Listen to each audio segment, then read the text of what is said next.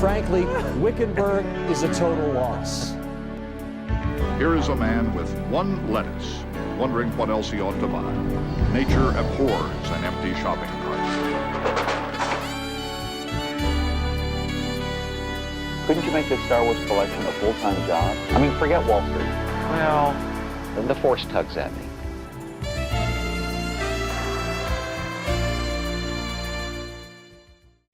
Hey guys, Armed Girls Machiavellianism here. Welcome to my new series, Cool Memories Volume 6. There's volumes out there that I didn't write, but the name was so cool, too cool to give up. Originally, this was supposed to be part of a lamely titled series, Random Access Memories, on my secondary website. But 1, who's gonna read that? 2, I lost my drafts. And 3, frankly, I just like finding excuses to speak aloud. I'm just here to do what I do best, ramble. But this time, more uniformly. I'm an obscuritist because like, titles are awesome. And fiction shouldn't be the only thing given chuny credence. The subtitles don't really tell you what the topic is, which is intentional. I don't want to be cut and dry, but don't worry, I got you. Imagine a light novel series about a high schooler with no discernible traits, getting mind blasted in the middle of second period. This could be a euphemism, but I'll leave that up to interpretation. But after he gets checked up on by the creepy girl sitting by the window, he looks up and notices the strange material used for her glasses, buffalo horn. How do 3 men in their 30s not have $800 between them?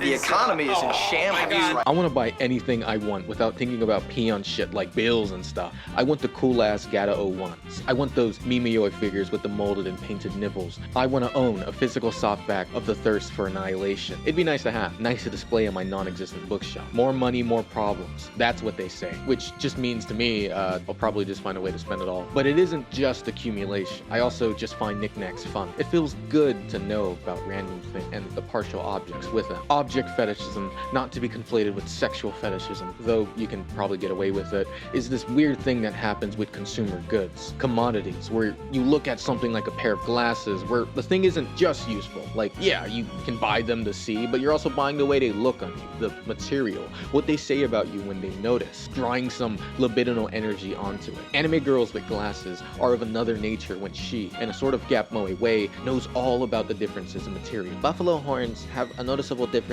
in weight on your head, or something like that. There's a social aspect here, of course. I mean, how we coded this fucking ugly bag into a class signifier. But hobbies aren't made equal. We all have our own taste. Maybe your dad's a wine snob who can apparently smell the differences between a nation's grapes, including the name of the girl whose bare feet grace them. Maybe your sister collects those Pop Mart things, that place that sells Labubu. They're getting a movie, by the way. Point being, everyone has their thing, and their thing usually involves spending money on increasingly specific versions of that thing until it stops being a casual interest and starts being like the thing you do. You know how fucking lame it sounds to tell people, yeah, I'm really into Chinese cartoon toys.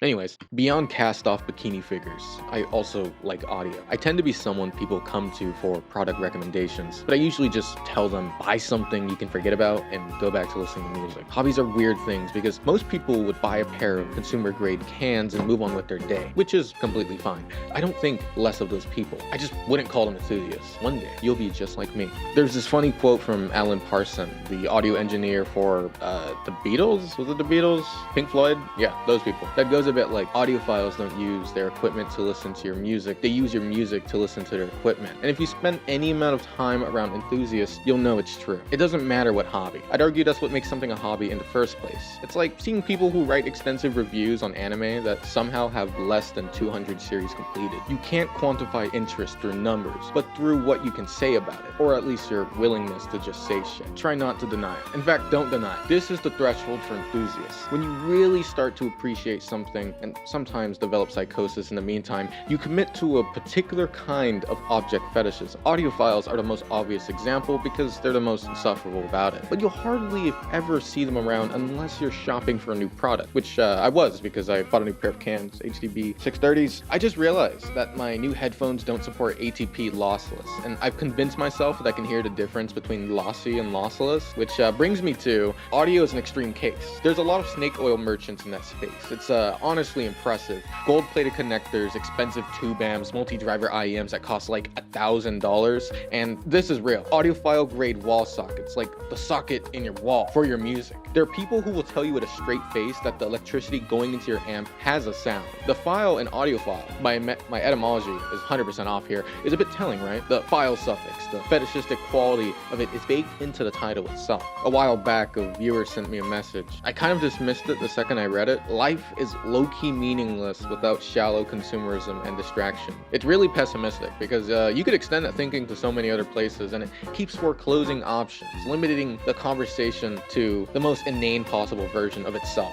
But now that I think about it, yeah, I guess it is. Maybe meaningless is a bit too much, but in a small way. A lot of us wait for a proverbial package, something to keep us going. Whether or not it's an actual physical object, maybe it's because the majority of venues, intellectually, politically, and even in jest, are ultimately mediated by the overcoding of capital, or just money itself. Consuming the future. This could probably be a verso book.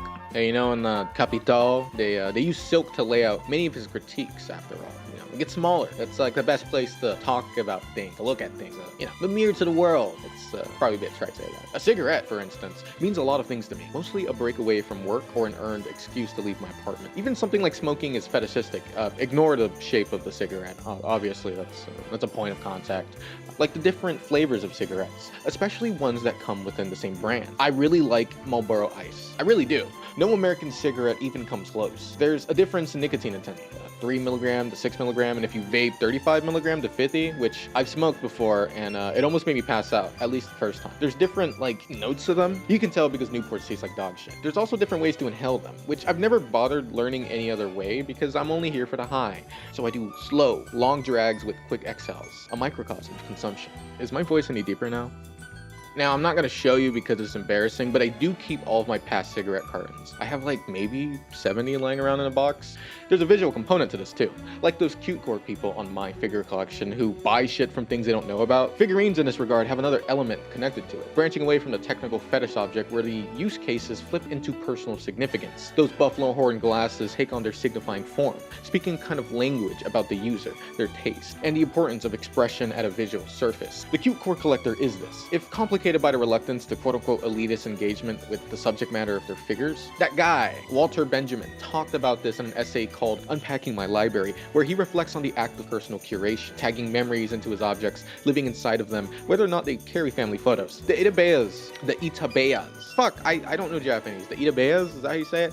On Flickr are libraries in a similar way, dual-wielding inherited emotions toward the items, and their desire to fill the space with them. You can check them out. I'll leave it in the description. The one-room apartment, typically a separate architectural structure within a home, imprints an unconscious desire to fill the potential surface of the room with things you can identify with, things that can produce your identity. That bridal Sonico figure sits inside the room, not merely for aesthetic taste, but to produce the room as a livable space, a room. The messy desk and empty bottles visualize the room as it's dwelled, and then you, the implicated curator. This isn't all positive though, and frankly I'm not totally on board with decontextualized identity objects because it reduces things to a dot, reducing the nuances of those things into performative gestures. That's kind of like one of the problems people have with like, what do they call those guys? Performative males, like the people with the tote bags and matcha. Or you can get to the apocalyptic view of Tikkun on how these commodities actively restructure our capacities to want, which is true, but you can't just retreat into an imaginary cave. The freeway will be used whether or not you own a car. The question is whether you're driving somewhere or just driving. What's love but becoming two in one? Otaku as a practice generates axioms in the fan constellation, meta consumption being one of them. There's an interesting progression from Lyotard's genres of narrative to Azuma's consumption logic, discrete objects reconfigured towards, dare I say, cute. Meta consumption is how fetishizing objects or elements produces non-narratives, then folding into consuming consumption. There are explicit examples here, such as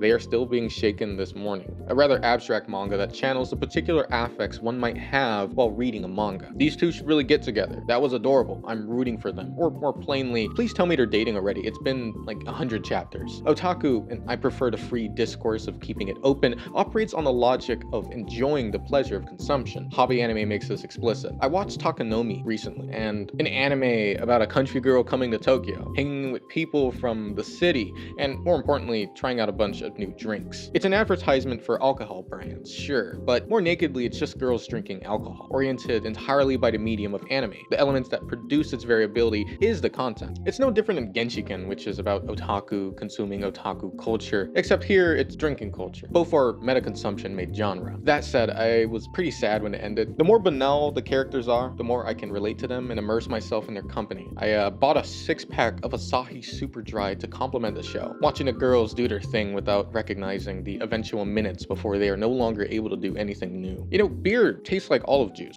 Listen, sweetheart. You're here to pour drinks and look pretty.